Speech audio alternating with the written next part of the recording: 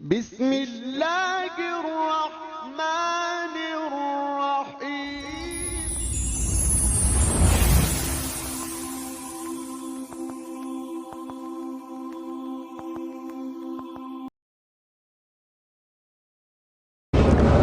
ان الحمد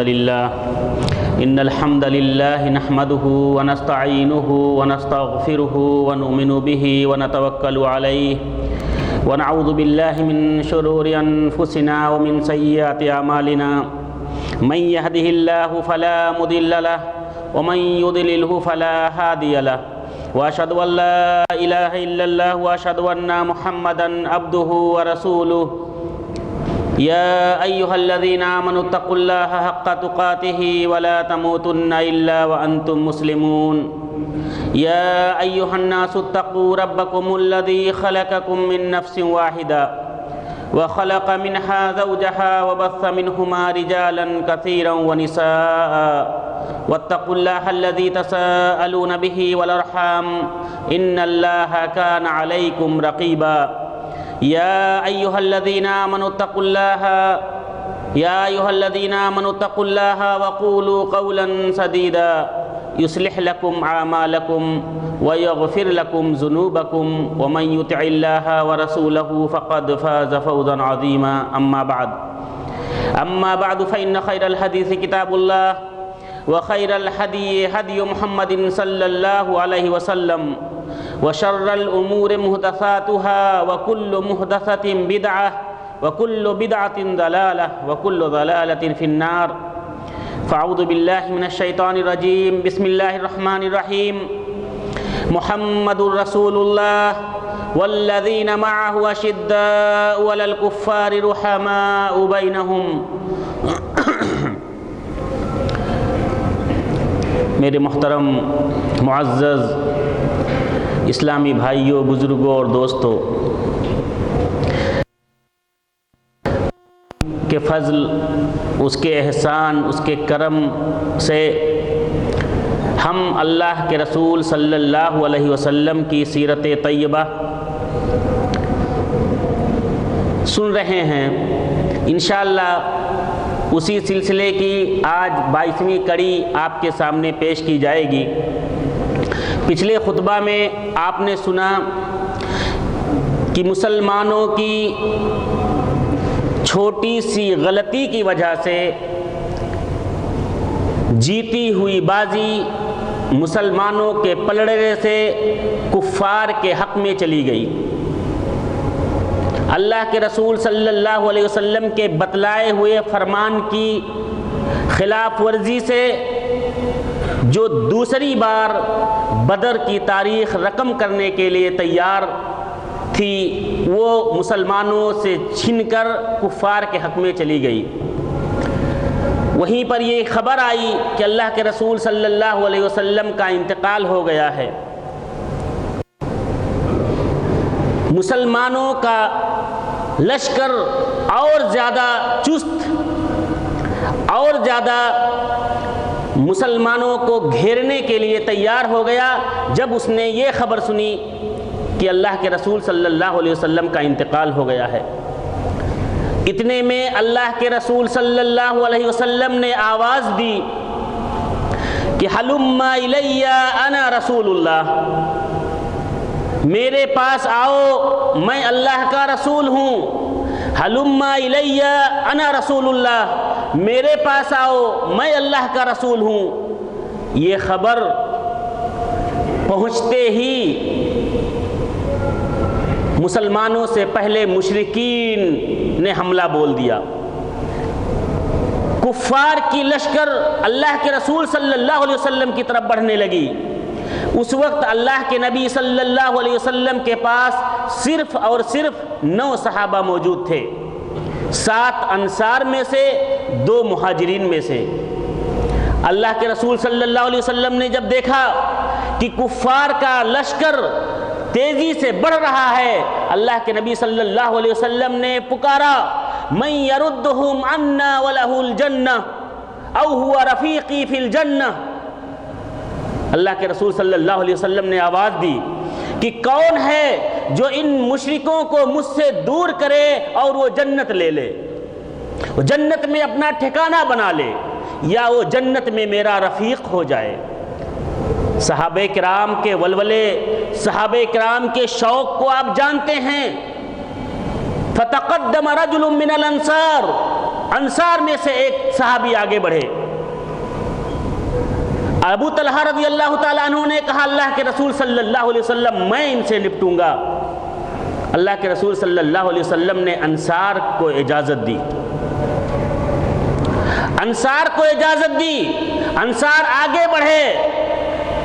فقاتل حتی قتل، انہوں نے جواں مردی سے کفار کو روکنے کی کوشش کی، آپ تک پہنچنے کے لیے روکتے رہے، یہاں تک کہ شہید ہو گئے۔ پھر اللہ کے رسول صلی اللہ علیہ وسلم نے وہی آواز دی، من یردہم انا ولہ الجنہ او ہوا رفیقی فی الجنہ، کون ہے جو ان کفار کو مجھ سے روکے اور جنت لے لے یا جنت میں میرا دوست ہو جائے۔ پھر انصار میں سے ایک آدمی اٹھے، اور ادھر ابو طلحہ رضی اللہ تعالیٰ عنہ جو مہاجرین میں سے تھے، صرف طلحہ بن عبید اللہ اور سعد بن ابی وقاص رضی اللہ تعالیٰ عنہ تھے۔ پھر طلحہ آگے بڑھے، اللہ کے رسول صلی اللہ علیہ وسلم نے پھر انصار کو اجازت دی، پھر وہ لڑتے رہے یہاں تک کہ شہید ہو گئے۔ میرے بھائیوں، اسی طرح سے اللہ کے رسول صلی اللہ علیہ وسلم بار بار کہتے اور بار بار انصار کو موقع دیتے تھے۔ انصار بڑھتے گئے، 6 لوگ شہید ہو گئے۔ چھٹے تھے عمارہ بن یزید بن سکن رضی اللہ تعالیٰ عنہ، لڑتے رہے، لڑتے لڑتے زخموں سے چور ہو کر جب گر پڑے، کچھ دیر کے بعد صحابہ کرام کی جب نفری آئی، انہوں نے اٹھایا، اللہ کے رسول صلی اللہ علیہ وسلم کے پاس لے گئے۔ اللہ کے رسول صلی اللہ علیہ وسلم کے پیر پر ان کا رخسار مبارک تھا، اور اسی حالت میں انہوں نے دم توڑ دی۔ ان کی آرزو حقیقت بدل گئی، نکل جائے دم تیرے قدموں کے اوپر، یہی دل کی حسرت، یہی آرزو ہے۔ اس سے بڑی بات کیا ہو سکتی ہے کہ وہ دم نکل رہا ہے تو رسول اللہ صلی اللہ علیہ وسلم کے قدموں کے اوپر۔ ادھر مشرکوں میں سے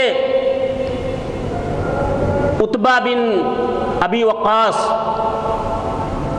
جو مشرکوں کا سردار تھا، جس نے اللہ کے رسول صلی اللہ علیہ وسلم کو کھینچ کر پتھر مارا، جس سے آپ لڑھک کر گر گئے، اس کی وجہ سے آپ کا یہ جو ربائی دانت ہوتا ہے، سامنے والی دانت کے پاس میں جو نوکیلا دانت ہوتا ہے اس کو ربائی کہتے ہیں، وہ دانت ٹوٹ گیا۔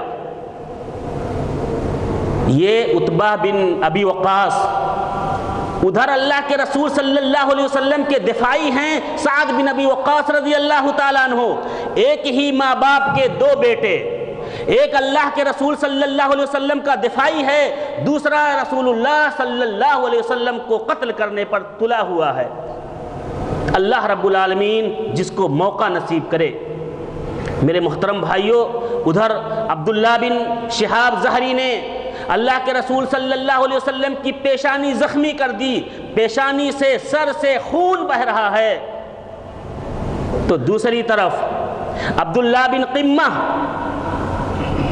عبداللہ ابن قمہ اللہ کے رسول صلی اللہ علیہ وسلم پر بار بار وار کر رہا ہے، تلوار سے وار کرتا ہے۔ اللہ کے رسول صلی اللہ علیہ وسلم کے کندھے پر وار کیا، کندھے پہ تکلیف تو نہیں ہوئی، کٹا تو نہیں، اس لیے کہ نبی کریم صلی اللہ علیہ وسلم، لیکن اس تکلیف کی وجہ سے اللہ کے رسول صلی اللہ علیہ وسلم کو مہینوں تک تکلیف رہی۔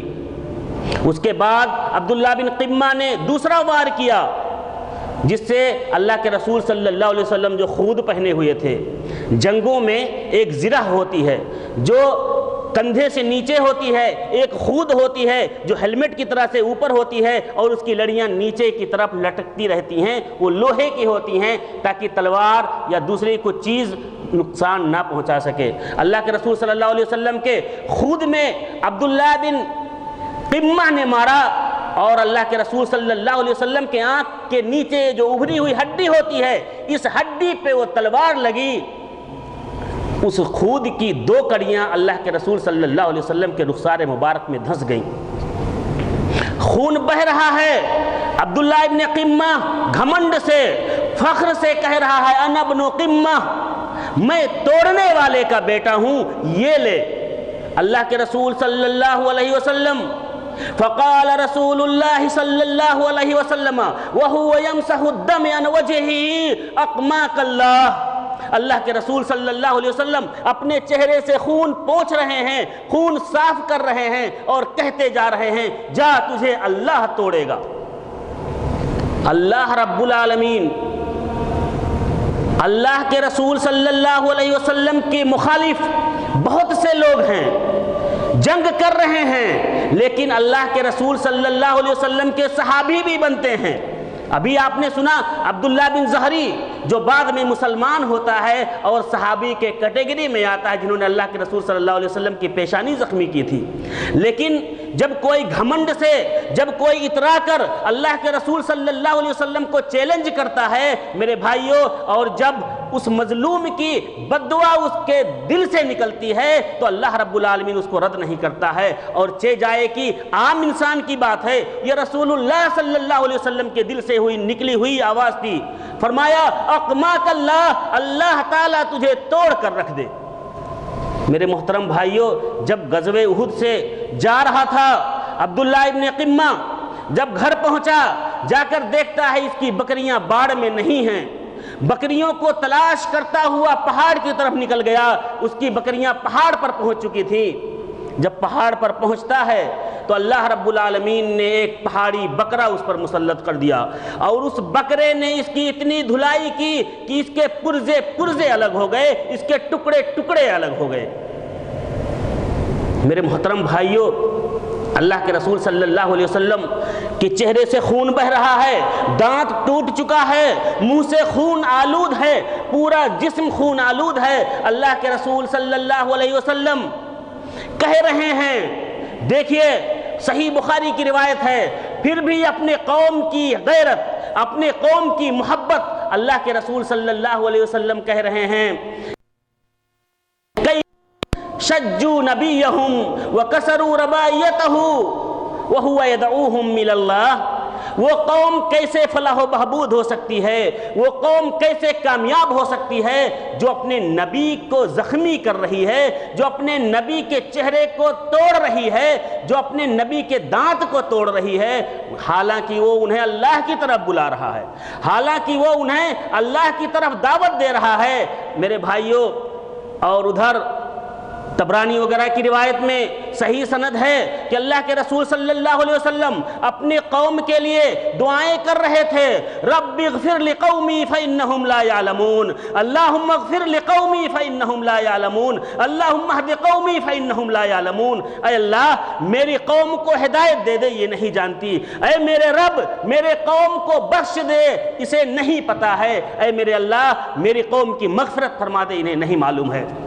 ادھر اللہ رب العالمین نے قرآن مجید میں آیت نازل کی، کہا لَيْسَ لَكَ مِنَ الْأَمْرِ شَيْءٌ أَوْ يَتُوبَ عَلَيْهِمْ أَوْ يُعَذِّبَهُمْ فَإِنَّهُمْ ظَالِمُونَ۔ اے نبی، آپ کے حق میں آپ کے پاس یہ اختیار نہیں ہے کہ کس کو ہدایت کے لیے دعائیں، کس کو ہدایت دیں، یہ آپ کے حق میں اختیار نہیں ہے، یہ اللہ رب العالمین کے پاس اختیار ہے کہ اللہ رب العالمین کس کی دعا قبول کرتا ہے، کس کی توبہ قبول کرتا ہے، کس کو جہنم کی سزا دیتا ہے، یہ اللہ رب العالمین کے ہاتھ میں ہے۔ یہ لوگ ظالم ہیں۔ میرے محترم بھائیوں، ادھر یہ نبی ہے کہ اپنے قوم کے لیے ہدایت کی دعائیں کر رہا ہے، اور ادھر یہ بدبخت اللہ کے رسول صلی اللہ علیہ وسلم کے جان کے پیاسے ہیں، جان کے پیاسے ہیں۔ اللہ کے نبی صلی اللہ علیہ وسلم کے پاس 7 انصار صحابہ شہید ہو چکے ہیں، صرف 2 قریشی بچے ہیں مہاجرین میں سے، سعد بن ابی وقاص اور طلحہ بن عبید اللہ رضی اللہ تعالیٰ عنہ۔ سعد بن وقاص رضی اللہ تعالیٰ عنہ اتنی جمع مردی سے لڑ رہے ہیں کہ اللہ کے رسول صلی اللہ علیہ وسلم نے اپنا پورا ترکش پھیلا کر پورے تیر ان کے سامنے پھیلا دیے اور فرمایا یا سعد ارمی فداک ابی و امی، خوب تیر چلاؤ، میرے ماں باپ تم پر قربان ہو، میرے ماں باپ تم پر قربان ہو۔ یہ اکلوتے صحابی ہیں، سعد بن ابی وقاص رضی اللہ تعالیٰ عنہ عشرہ مبشرہ میں سے ایک ہیں. یہ اکلوتے ایسے صحابی ہیں جن کے بارے میں اللہ کے رسول صلی اللہ علیہ وسلم نے یہ جملہ کہا فداک ابی و امی، میرے ماں باپ آپ پر قربان ہوں.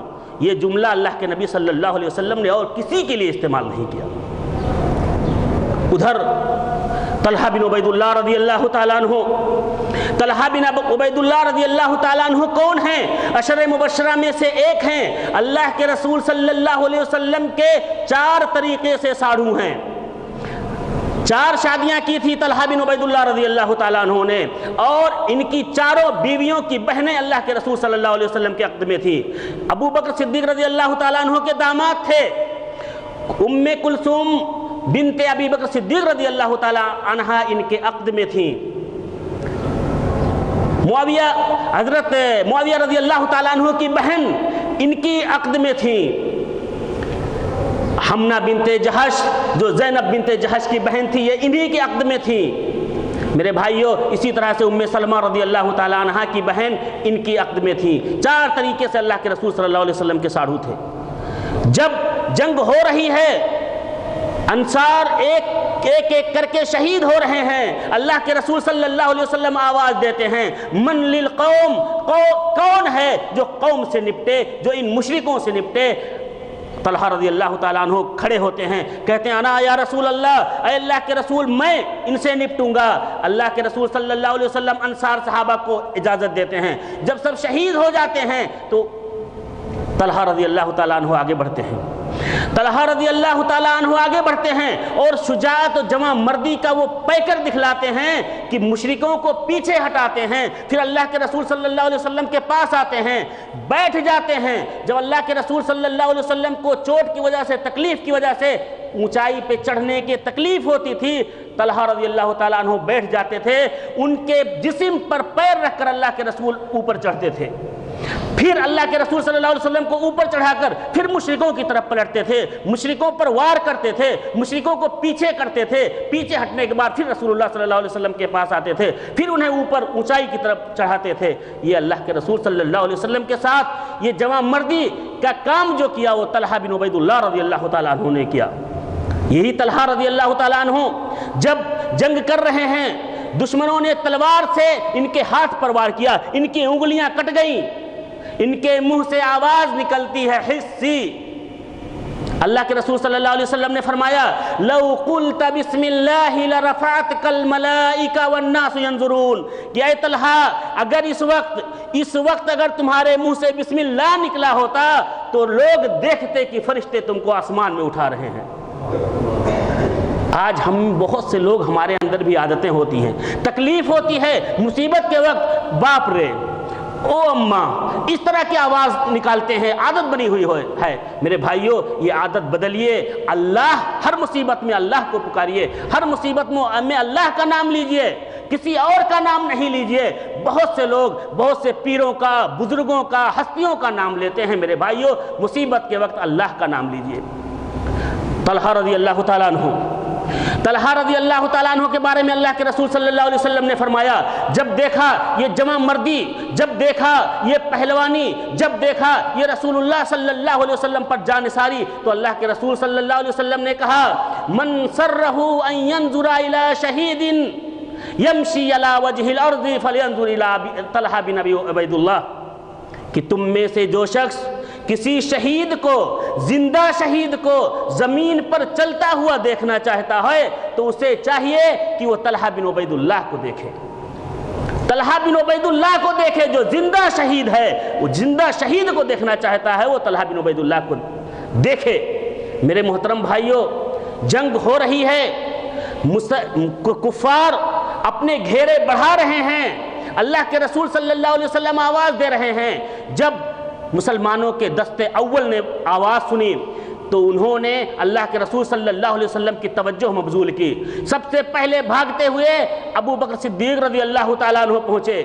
ابو بکر صدیق رضی اللہ، حضرت عائشہ صدیقہ رضی اللہ تعالیٰ عنہ کہتی ہیں، صحیح بخاری کی روایت ہے کہ میرے والد محترم ابو بکر کہا کرتے تھے کہ جنگ احد اللہ کے حق میں ہے، اس لیے کہ انہوں نے جتنی حفاظت اللہ کے رسول صلی اللہ علیہ وسلم نے کی اس کی اتنی حفاظت اور کسی نے نہیں کی۔ ابو بکر صدیق رضی اللہ تعالیٰ عنہ نے جب دیکھا طلحہ کو زخموں سے پڑے ہیں تو کہتے ہیں میں نے اپنے دل میں کہا، اپنے جی میں کہا، تم طلحہ ہو، تم پر میرے ماں باپ فدا ہوں، تم طلحہ ہو، تم پر میرے ماں باپ فدا ہیں۔ کہہ رہے تھے میں خوش اس لیے تھا کہ میں تو اس پوزیشن میں نہیں ہوں، میں اس وقت نہیں تھا اللہ کے رسول صلی اللہ علیہ وسلم کے ساتھ، اور یہ آدمی تھا، یہ آدمی اچھا ہے کہ یہ آدمی تھا کیونکہ یہ میرے قوم کا آدمی ہے، میرے قوم کا، انہی کے ابو بکر صدیق رضی اللہ تعالیٰ عنہ کے خاندان سے تھے، طلحہ بن عبید اللہ التیمی۔ میرے محترم بھائیوں، حضرت ابو بکر صدیق رضی اللہ تعالیٰ عنہ کہتے ہیں کہ جب میں وہاں پہنچا طلحہ زخمی ہیں، دوڑتے ہوئے ابو عبیدہ بن جراح رضی اللہ تعالیٰ عنہ آئے۔ ابو عبیدہ بن جراح اس طرح سے دوڑ رہے تھے جیسے کوئی چڑیا اڑ رہی ہو۔ میں نے دیکھا کہ جب ابو عبیدہ بن جراح رضی اللہ تعالیٰ عنہ آئے، ہم اللہ کے رسول صلی اللہ علیہ وسلم کے پاس گئے۔ اللہ کے رسول صلی اللہ علیہ وسلم نے فرمایا اپنے اس بھائی کو بچاؤ، اس نے جنت واجب کر لی ہے۔ کہتے ہیں میں نے دیکھا کہ نبی کریم صلی اللہ علیہ وسلم کا چہرہ زخمی ہے، دو خود آپ کے رخسار میں دھنسے ہوئے ہیں، میں نے چاہا کہ میں خود نکالوں۔ ابو عبیدہ بن جراح رضی اللہ تعالیٰ عنہ نے اللہ کا واسطہ دیا، کہا اے ابو بکر آپ پر اللہ کا واسطہ ہے، یہ خود میں نکالوں گا۔ انہوں نے اپنے دانت سے اس خود کو لوہے کے ٹکڑے کو پکڑا اور اس طرح سے کھینچا کہ ان کا نچلا دانت ٹوٹ گیا۔ دوسرا جو ٹکڑا پھنسا تھا، پھر ابو بکر صدیق رضی اللہ تعالیٰ عنہ کہتے ہیں کہ میں آگے بڑھا کہ میں اپنے دانت سے رسول اللہ صلی اللہ علیہ وسلم کا وہ ٹکڑا نکالوں۔ پھر ابو عبیدہ بن جراح رضی اللہ تعالیٰ عنہ نے کہا کہ اے ابو بکر آپ پر اللہ کا واسطہ ہے، یہ ٹکڑا بھی میں نکالوں گا۔ پھر وہ اپنے دانت سے پکڑتے ہیں وہ ٹکڑا اور آرام سے کھینچتے ہیں، اس کی وجہ سے ان کا دوسرا دانت بھی ٹوٹ گیا۔ میرے محترم بھائیوں، یہ صحابہ کرام کی جانثاری، جب یہ حالت دیکھی صحابہ کرام نے، جب یہ حالت سامنے آئی، میرے بھائیوں دوسرے صحابہ کرام بھی دوڑ رہے تھے، دوسرے صحابہ کرام بھی آ رہے تھے، بھاگ رہے تھے۔ اس کا اندازہ آپ حضرت علی رضی اللہ تعالیٰ عنہ کے اس قول سے لگائیے۔ حضرت علی رضی اللہ تعالیٰ عنہ کہتے ہیں کہ جب میں نے یہ حالت دیکھی، میں نے چاروں طرف دیکھا تو رسول اللہ صلی اللہ علیہ وسلم نظر نہیں آ رہے ہیں۔ آگے دیکھ رہا ہوں، پیچھے دیکھ رہا ہوں، دائیں دیکھ رہا ہوں، بائیں دیکھ رہا ہوں، اللہ کے نبی صلی اللہ علیہ وسلم نظر نہیں آ رہے ہیں۔ میرے دل میں یہ سوچ، میرے دل میں یہ خیال پیدا ہوا کہ اللہ کے رسول تو بھاگ نہیں سکتے، اللہ کے رسول ہم پیٹھ پھیر کر ہمیں چھوڑ کر جا نہیں سکتے۔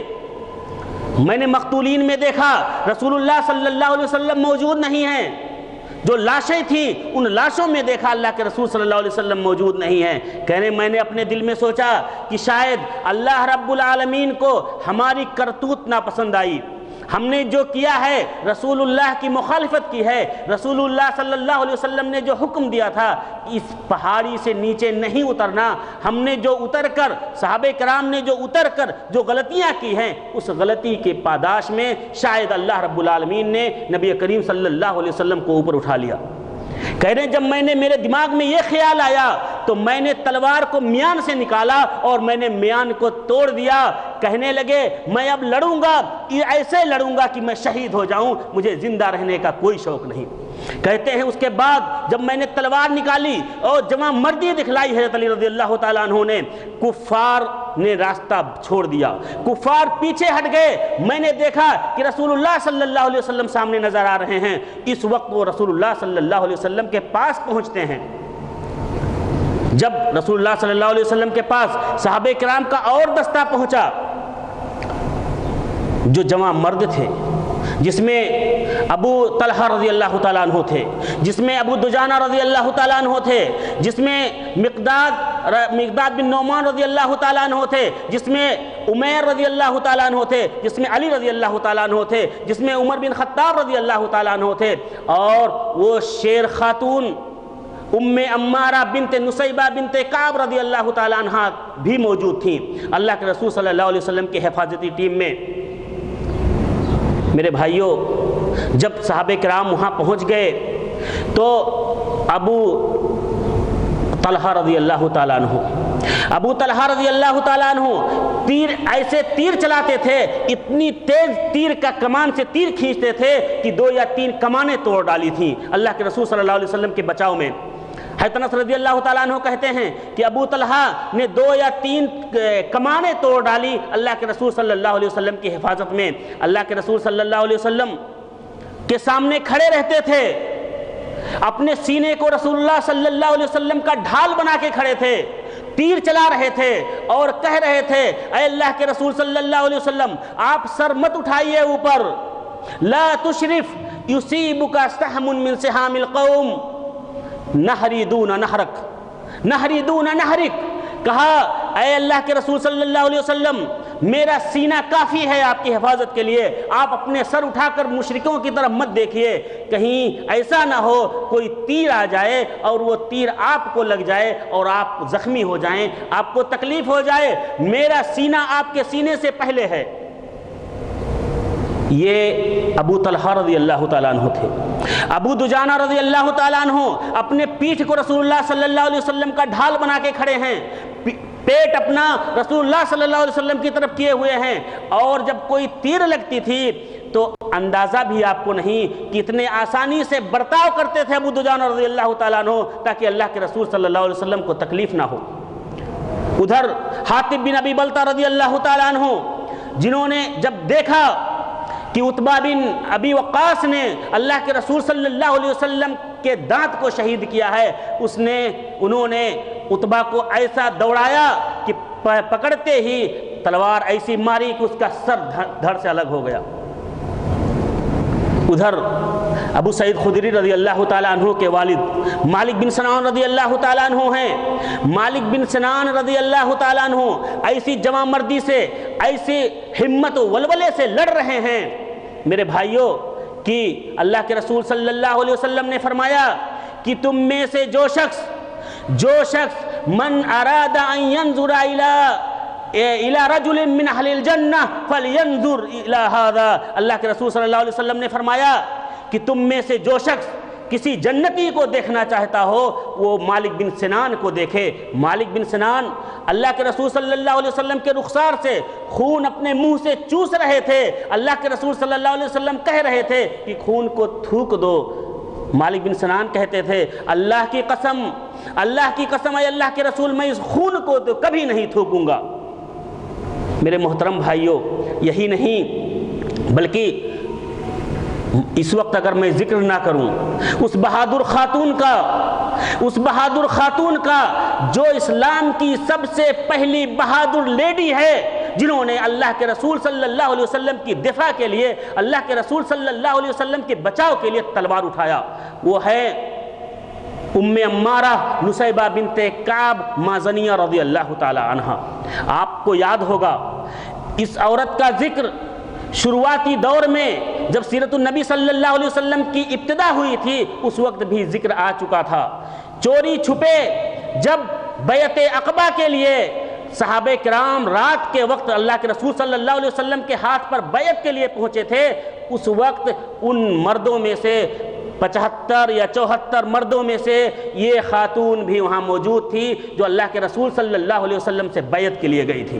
اور اس وقت جو بیعت ہوئی تھی آپ کو ایک پوائنٹ یاد دلا دیتا ہوں، اس بیعت میں ایک نقطہ یہ تھا کہ ہم اللہ کے رسول صلی اللہ علیہ وسلم کی حفاظت کریں گے اپنی جان سے بڑھ کر، اور اس عورت نے بھی وہ عہد لیا تھا، آج وہ عہد پورا کرنے کے لیے جنگ احد میں پہنچی ہوئی ہے اور اللہ کے رسول صلی اللہ علیہ وسلم کی طرف سے حمایتی، اللہ کے رسول صلی اللہ علیہ وسلم کی طرف سے دفاعی بن کے کھڑی ہے۔ میرے بھائیوں، آج ہماری عورتیں ہیں، آج عورتیں ہماری اللہ رب العالمین نے انہیں خوبصورتی دے دی، نعرہ لگاتی ہیں، روڈ پر سڑکوں پر چلتی ہیں، ہمارا جسم ہماری مرضی۔ میرے بھائیوں، اللہ کے رسول صلی اللہ علیہ وسلم کی طرف سے یہ دفاعی، یہ آئرن لیڈی ماڈل بنیے تو ایسی عورتوں کا بنیے، ماڈل آپ رکھیے تو ایسی عورتوں کا رکھیے، آپ فین ہوئیے تو ایسی عورتوں کا ہوئیے جنہوں نے اپنی جان اللہ کے رسول صلی اللہ علیہ وسلم کے سامنے نچھاور کر دی۔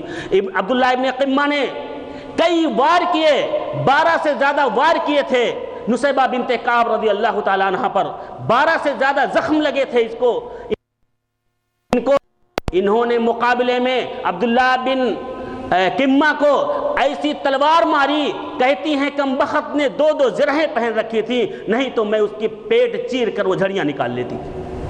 اللہ کے رسول صلی اللہ علیہ وسلم کے سامنے یہ عورت معمولی عورت نہیں ہے، اللہ کے رسول صلی اللہ علیہ وسلم کی طرف سے لڑنے والی پہلی عورت ہے، اور یہی وہ عورت ہے جس کے بیٹے حبیب بن زید رضی اللہ تعالیٰ عنہ کو مسیلمہ کذاب نے مسلح کیا تھا، بوٹی بوٹی کاٹ ڈالی تھی۔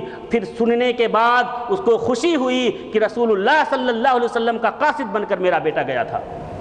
اور جب اللہ کے رسول صلی اللہ علیہ وسلم کے بعد صدیقی دور آیا، اور جب ابوبکر صدیق رضی اللہ تعالیٰ عنہ نے حملہ کیا مسیلمہ کذاب کے خلاف، اس جنگ میں بھی یہ لیڈی موجود تھی۔ اس جنگ میں بھی انہوں نے رسول اللہ صلی اللہ علیہ وسلم کے دین کو بچانے کے لیے مسیلمہ کذاب کے خلاف کھڑی تھی۔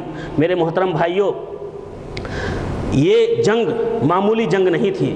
صحابہ کرام کی جانثاری، صحابہ کرام کے ولولے، صحابہ کرام کی محبت کی بے مثال جنگ تھی یہ جنگ۔ اس جنگ میں میرے بھائیوں ابی بن خلف بھی آیا تھا۔ وہ ابی بن خلف تھا جو دوڑتا ہوا اللہ کے رسول صلی اللہ علیہ وسلم کے پاس جا رہا ہے، دوڑتا ہوا اللہ کے رسول صلی اللہ علیہ وسلم کے پاس جا رہا ہے کہ لا نجوت ان نجا، یا تو محمد رہے گا یا تو میں رہوں گا، یہ کہتا ہوا آگے بڑھ رہا ہے۔ صحابہ کرام نے کہا اے اللہ کے رسول صلی اللہ علیہ وسلم، آپ اجازت دے دیں، ہم اس کا خاتمہ کر دیتے ہیں۔ اللہ کے رسول صلی اللہ علیہ وسلم نے فرمایا نہیں، اس کو آنے دو، اس کو آنے دو۔ اللہ کے رسول صلی اللہ علیہ وسلم کے پاس سے گزر گیا کہتا ہوا کہ یا تو یہ رہے گا یا تو میں رہوں گا۔ اللہ کے رسول صلی اللہ علیہ وسلم کے سامنے حارث بن سمہ رضی اللہ تعالیٰ عنہ بیٹھے تھے، ان سے ایک نیزہ لیا، ایک نیزہ، چھوٹا سا نیزہ اللہ کے رسول صلی اللہ علیہ وسلم نے لیا۔ یہ زرہ پہنے ہوا تھا، خود پہنے ہوا تھا، لیکن خود اور زرہ کے بیچ میں اس کے حلق کے پاس تھوڑی جگہ خالی تھی۔ اللہ کے رسول صلی اللہ علیہ وسلم نے وہ نیزہ لیا اور اس کے حلق میں ٹکا کر مارا اس کو۔ زخم کچھ نہیں تھا، لیکن اللہ کے رسول صلی اللہ علیہ وسلم کی اس حرکت کی وجہ سے اس گھوڑے سے لڑھک گیا، لڑھک کے 3-4 بار گرا اور بھاگتا ہوا اپنے قوم میں پہنچا۔ لوگوں سے کہا کہ محمد نے مجھے قتل کر دیا ہے۔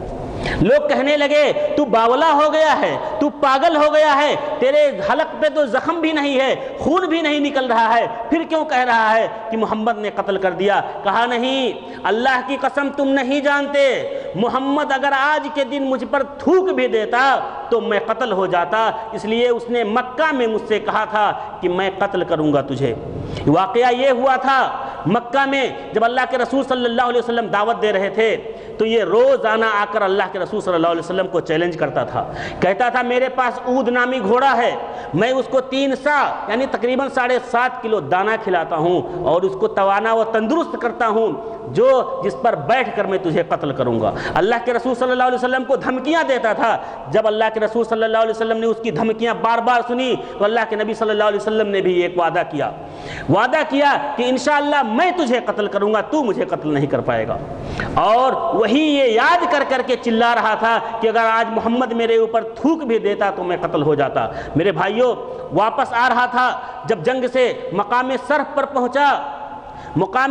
پہنچا تو بیل کی طرح سے یہ آواز نکال رہا تھا، بیلوں کی طرح سے یہ ڈکار لے رہا تھا، ایسا لگتا تھا کہ اب مرے گا یا تب مرے گا۔ اور وہ کہتا تھا کہ آج مجھے جتنی تکلیف ہے مجھے محمد نے قتل کیا ہے، آج میری تکلیف کو اگر یہ ذوالمجاز کے شہروں میں تقسیم کر دیا جائے تو اس تکلیف کی وجہ سے پورے شہر کے باشندے مر جائیں گے، دم توڑ دیں گے، اتنی تکلیف مجھے ہے۔ میرے محترم بھائیوں، اللہ رب العالمین سے دعا ہے کہ اللہ تعالی ہم تمام لوگوں کو نیک عمل کرنے کی توفیق عطا فرمائے۔ بارک اللہ لنا ولکم فی القرآن العظیم ونفعنا وإیاکم بالآیات والذکر الحکیم، انہ تعالی جواد کریم ملک بر رؤوف الرحیم، واستغفروہ انہ هو الغفور الرحیم۔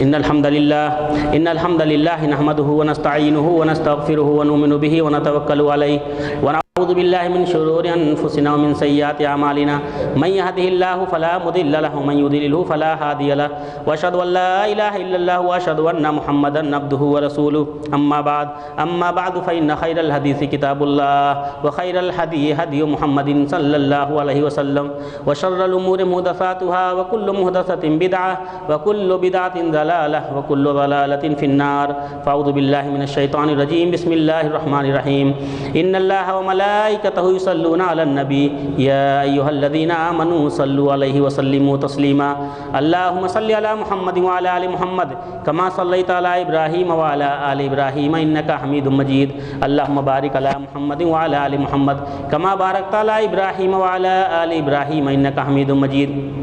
میرے محترم معزز بھائیوں، انشاءاللہ چند دنوں میں مبارک مہینہ ہمارے اوپر آنے والا ہے۔ اللہ رب العالمین سے دعا ہے کہ اللہ تعالی ہمیں اس مہینے کی عظمت کو سمجھنے کی اور اس میں زیادہ سے زیادہ عمل خیر اور عمل صالح کرنے کی توفیق عطا فرمائے۔ میرے بھائیوں، انشاءاللہ اگلے جمعہ میں یہاں سے آگے سیرت النبی صلی اللہ علیہ وسلم کے سلسلہ کو آگے بڑھایا جائے گا۔ اللہ رب العالمین آپ کو، ہم کو، سب کو سیرت النبی صلی اللہ علیہ وسلم کو سننے اور صحابہ کرام کو، رسول اللہ صلی اللہ علیہ وسلم کو اپنا اسوہ، اپنا نمونہ بنانے کی توفیق عطا فرمائے۔